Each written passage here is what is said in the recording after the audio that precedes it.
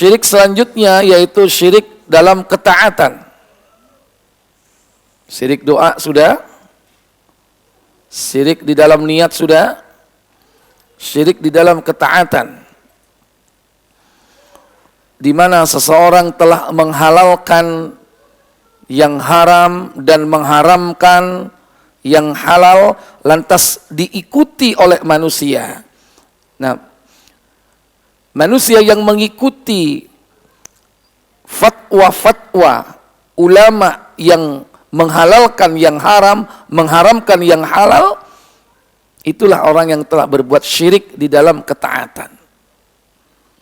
Kisahnya, Rasul pernah didatangi oleh seorang yang bernama Adi bin Hatim, seorang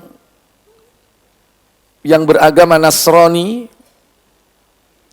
Ketika dakwah Rasul tersebar, dia melarikan diri ke negeri Syam. Kemudian kerabatnya tertawan oleh umat Islam, oleh Rasulullah. Di antaranya adalah saudara perempuannya, kemudian didakwai, dia masuk Islam. Dilepas saudaranya ini, karena dia sudah menjadi seorang muslimah. Kemudian ketika bertemu dengan Adi bin Hatim, dikatakan, temuilah Muhammad Rasulullah SAW dan masuklah Islam. Datanglah Adi bin Hatim ke kota Madinah, yang membuat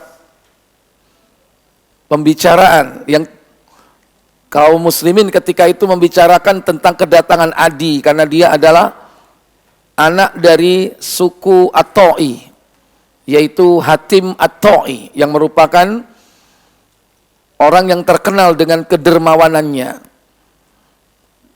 Putranya namanya Adi. Adi bin Hatim mendatangi Rasul sallallahu alaihi wasallam. Ketika di Madinah, dia menemui Rasul dengan memakai kalung salib yang terbuat dari perak. Namanya apa itu? Rosario. Begitu dia datang menjumpai Rasulullah memakai kalung salib, Rasul kemudian membaca surat At-Taubah, surat 9, yaitu ayat yang ke-31. Allah Jalla wa'ala berfirman, ittakhadhu ahbarahum wa ruhbanahum arbaban min dunillah wal masih ibn maryam wa ma umiru illa liya'budu ilahan wahida la ilaha illahu subhanahu amma yusyrikun. Ayo baca terjemahnya. Mereka menjadikan orang alim Yahudi dan rahib-rahibnya Nasrani sebagai Tuhan selain Allah, dan juga Al-Masih putra Maryam, padahal mereka hanya disuruh menyembah Tuhan yang Maha Esa. Tidak ada Tuhan selain Dia, Maha Suci Dia dari apa yang mereka persekutukan. Ittakhadhu ahbarahum wa ruhbanahum arbaban min dunillah. Mereka telah menjadikan orang-orang alim mereka, yaitu orang-orang alim di kalangan Bani Israel, orang-orang Yahudi, wa ruhbanahum, dan rahib-rahib mereka. Rahib itu ahli-ahli ibadah di kalangan orang-orang Nasrani. Karena orang-orang Nasrani mereka tidak berilmu.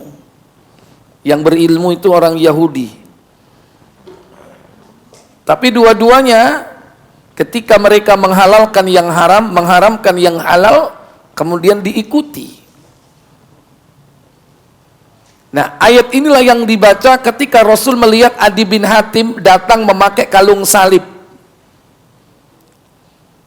Kalung salib besar terbuat dari perak. Rasul mengatakan, mereka telah menjadikan orang-orang alim dan rahib-rahib mereka sebagai rob-rob tandingan selain Allah. Lantas Adi bin Hatim mengatakan, tidak, mereka tidak menyembah bersujud kepada rahib, mereka tidak menyembah kepada ahbar, orang-orang alim mereka. Kata Rasulullah menimpali atau membantah Adi bin Hatim, memang mereka tidak menyembah kepada orang alim dan rahib, tapi ketika orang-orang alim mereka, rahib-rahib mereka menghalalkan yang haram, mengharamkan yang halal, kemudian kalian mengikuti apa yang diucapkan, itulah termasuk menyembah. Itulah yang dimaksud syirik dalam ketaatan. Nah, itu sangat mungkin nggak dilakukan oleh kita umat Islam. Ketika kita mengikuti fatwa-fatwa yang sesat, ketika ulama menfatwakan yang halal menjadi haram, yang haram menjadi halal, kita mengikutinya. Berarti kita yang mengikutinya termasuk orang yang berbuat apa? Syirik, yaitu syirik di dalam ketaatan. Itulah termasuk mengabdi, menyembah. Sekarang pertanyaannya, ada nggak ulama zaman sekarang yang menghalalkan yang haram atau mengharamkan yang halal? Contoh, mengharamkan yang halal, halal diharamkan. Contohnya apa? Halal tapi diharamkan. Tadi ada yang mencontohkan poligami, halal nggak? Tapi ada nggak yang mengharamkan? Memakai niqab, memakai burqa, halal nggak? Halal, bahkan bukan halal itu apa? Sunnah. Ada yang nggak mengharamkan? Ada nggak yang mengharamkan? Di instansi saya nggak boleh kalau ada orang seperti itu. Anak buah saya nggak boleh kalau ada yang ada nggak yang mengharamkan itu? Ditambah dengan fatwa ulama. Kalau hanya sekedar itu keputusan dari pimpinan instansi, mending ya, mungkin dia nggak ngerti agama. Tapi kalau dibantu dengan fatwa-fatwa ulama, yang berjenggot itu orang goblok katanya, orang bodoh, semakin panjang semakin apa? Itu kalau diucapkan oleh ulama, itu berarti fatwa nggak itu? Fatwa halal, bahkan bukan halal, sunnah, tapi diapakan? Dilecehkan, diharamkan. Lantas pengikut-pengikutnya yang cocok dengan fatwa itu seneng nggak?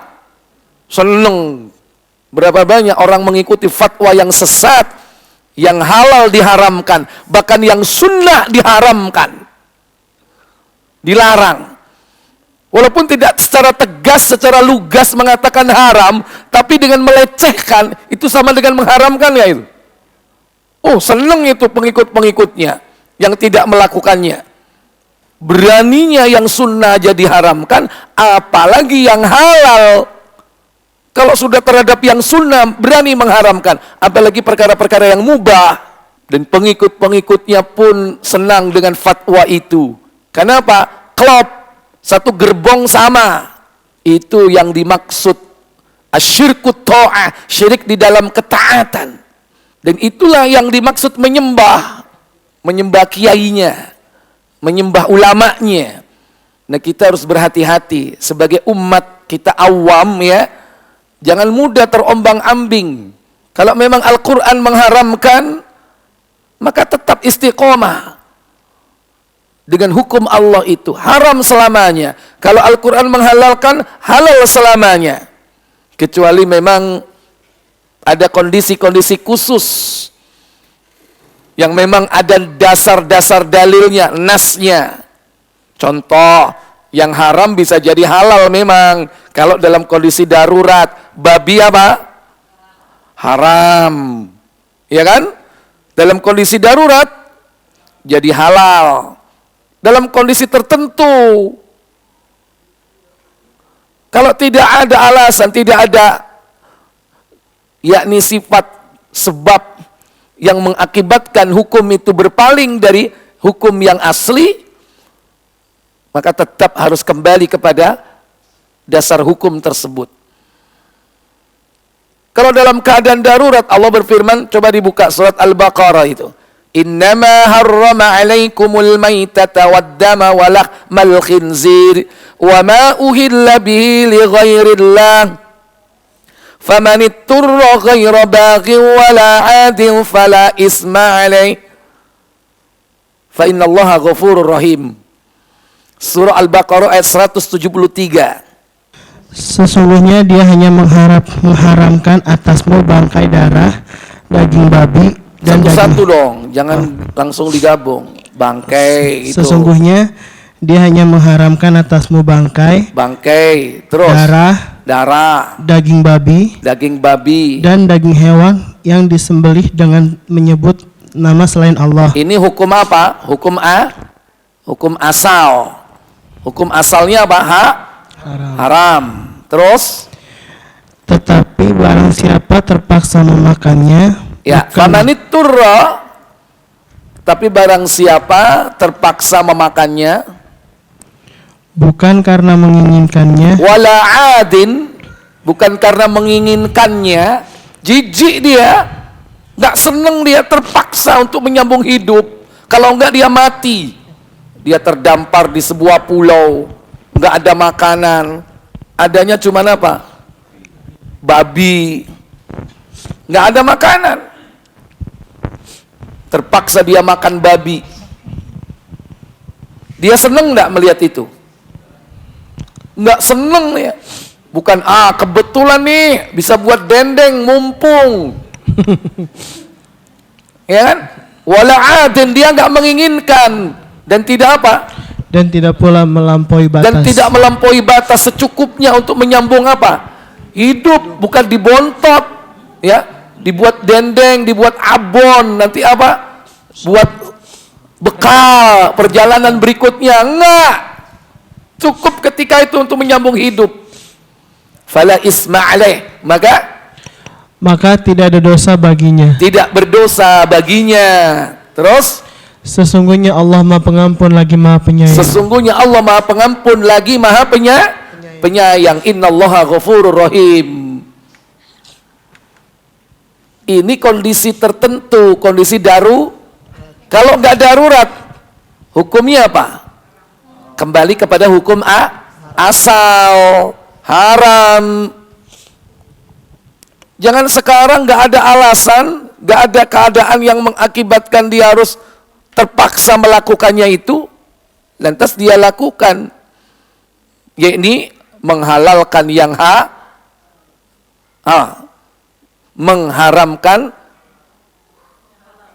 Kalau ini apa? Mengharamkan yang halal. Kalau tadi menghalalkan yang haram, mengharamkan yang halal. Contohnya tadi. Sebaliknya mengharamkan yang halal. Ini contoh mengharamkan yang halal dalam kondisi tertentu. Ada lagi, apa contohnya? Haram jadi halal sekarang. Menghalalkan perzinaan. Zina itu haram apa halal? Haram. Kemudian dihalalkan. Dengan alasan apa? Ya, contoh yang haram, kemudian dihalalkan. Mengucapkan selamat apa? Selamat hari Natal. Halal apa haram? Haram, gak boleh. Kenapa? Ucapan selamat itu berarti satu, konsekuensinya adalah membenarkan yang batil. Selamat Natal berarti membenarkan lahirnya Yesus sebagai siapa? Sebagai anak Tuhan. Benar gak? Isa atau Yesus itu adalah anak Tuhan. Salah. Kok Tuhan dilahirkan? Lam yalid walam yulad, tidak beranak dan tidak diperanakkan. Allah itu tidak punya anak. Yang kedua, kalau dia mengatakan selamat hari Natal, berarti dia telah membenarkan bahwa Isa lahir pada tanggal 25 Desember. Padahal Isa tidak pernah lahir di tanggal 25 Desember. Isa lahir justru di musim panas. Lihat itu di surat Maryam kan. Ketika Maryam melahirkan Isa, kurma pada matang ketika itu. Wa uzzi ilaiki bijid'in nakhlati tusakit ilaiki rutaban janiya. Goyanglah pangkal pohon kurma itu. Niscaya dia akan menggugurkan buah kurma yang masak. Kurma masak musim apa? Dingin apa panas? Panas. Bukan musim dingin. Yang ketiga, orang yang mengatakan selamat hari Natal berarti membenarkan bahwa 25 Desember itu adalah hari kelahiran. Ternyata hari kelahiran apa? Hari kelahiran Dewa Matahari atau anak Dewa Matahari. Karena lahir pada tanggal 25 Desember. Yang ketiga, yang keempat, orang yang mengucapkan selamat itu berarti berdoa. Boleh nggak mendoakan orang kafir? Tidak boleh mendoakan orang kafir. Satu-satunya doa yang dibolehkan untuk dia, semoga dia dapat hidayah. Makanya kalau ketemu dia, bukan mendoakan, semoga lu lepas sembuh ya. Kalau dia sakit, enggak, semoga kau dapat hidayah, petunjuk dari Allah. Berani enggak ngomong begitu? Halo? Bukan, semoga kau lepas sembuh. Enggak boleh mendoakan orang kafir. Doakan supaya dia dapat hidayah. Semoga kau masuk Islam. Berani? Kalau nggak berani ya sudah, nggak usah dijenguk. Untuk apa menjenguk? Jenguk dia, ajak dia Islam. Itulah yang dilakukan Rasulullah. Ketika pemuda Yahudi sakit, saat sakaratul maut, diajak untuk masuk Islam. Dia akhirnya ikut. Islamlah kau akan selamat, kata Nabi.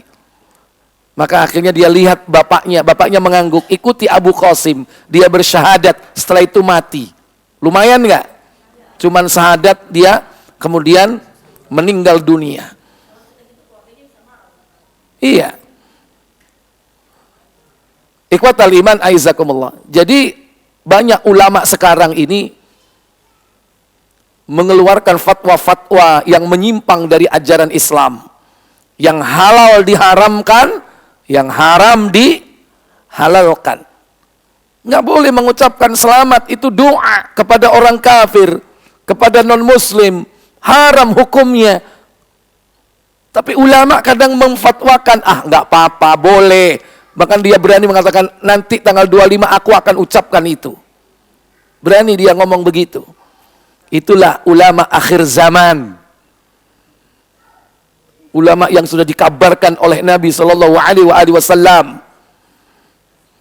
Apa itu? Yusbihur rajul mu'min wa yumsiya kafir. Di pagi hari dia beriman, di sore hari dia kafir. Kenapa? Yabi'u dinahu bi'aradin minad dunya. Kenapa? Sebab dia berubah seperti itu. Karena dia menjual agamanya dengan dunia yang murah. Itu kata Nabi. Ketika datangnya fitnah akhir zaman. Makanya Nabi mengatakan, badiru bil a'mal. Segeralah kalian beramal soleh. Fitanan sebelum datang fitnah. Kakito'il lailil mutlim. Seperti penggalan-penggalan malam. Itu nanti terjadi dan sudah saatnya. Sehingga mudahnya orang berubah. Padahal seperti itu, fatwa-fatwa seperti itu dicontohkan nggak oleh para salafus saleh?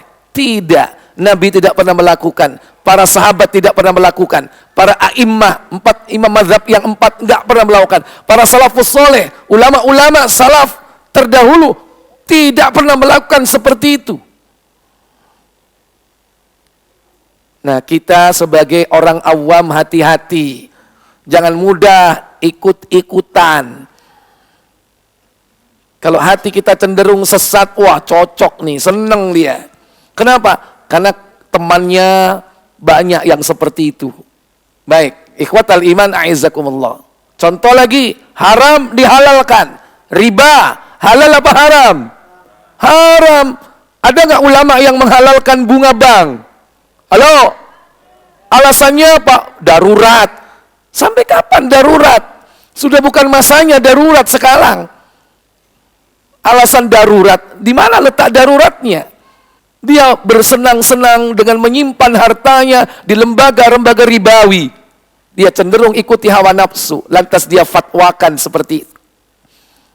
Mungkin fatwanya Itu adalah pesanan karena dia sudah dibeli oleh lembaga-lembaga riba. Gampang nggak dia memberi uang ratusan juta? Yang penting keluar fatwa halal. Gampang nggak? Bank mengeluarkan duit 1 miliar supaya fatwanya haram jadi halal? Gampang nggak? Gampang.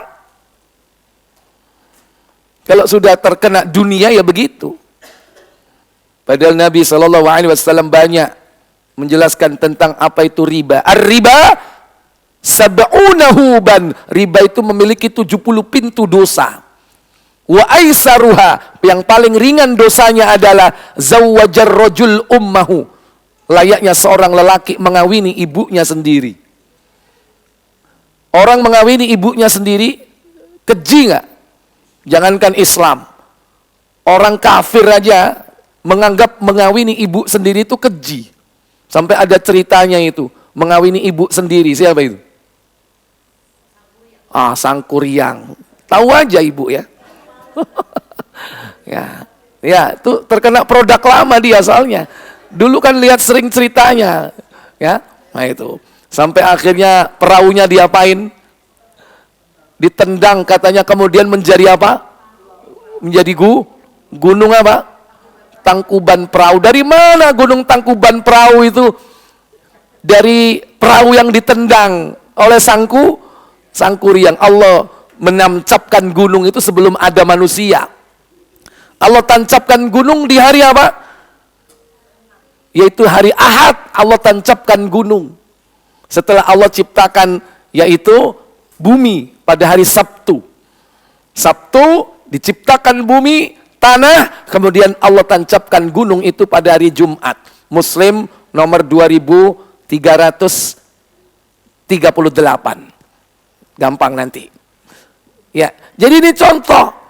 Orang kafir aja gak suka dengan mengawini ibu sendiri, apalagi Islam. Nah, dosa riba paling ringan mengawini ibunya sendiri. Dan riba itu termasuk 4 kelompok yang dilaknat. Katanya, la'ana Rasulullah, Rasul melaknat akilar riba, yang memakan riba. Wa mu'kilahu, yang memberi makan riba. Yang makan riba, nomor 1. Yang kedua, yang memberi makan. Maksudnya apa? Yang ngangsur pos bunga. Itu yang memberi makan. Itu dilaknat juga. Yang ketiga, wasyahidaihi, yaitu 2 orang saksinya. Dan yang keempat, wakatibahu, juru catatnya. 4-empatnya dilaknat. Dengan laknat yang sama. Tapi dihalalkan sama ulama. Nggak apa-apa. Jangan banyak-banyak, dikit aja. Ikhwatal iman aizakumullah. Kalau kita senang dengan fatwa itu, senang, cocok dengan fatwa yang difatwakan, padahal itu bertentangan dengan hukum syariat Islam, berarti kita menyembah ulama itu. Berarti kita telah melakukan syirik di dalam ketaatan kepada ulama itu. Karena dia menghalalkan yang haram.